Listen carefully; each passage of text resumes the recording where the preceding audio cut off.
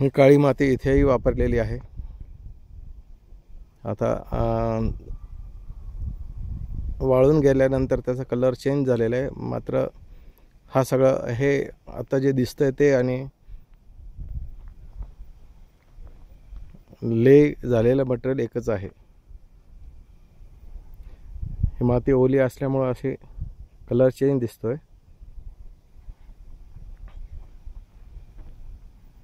हे बघा, हे असे इथं असे एकदम काळी मातीसारखं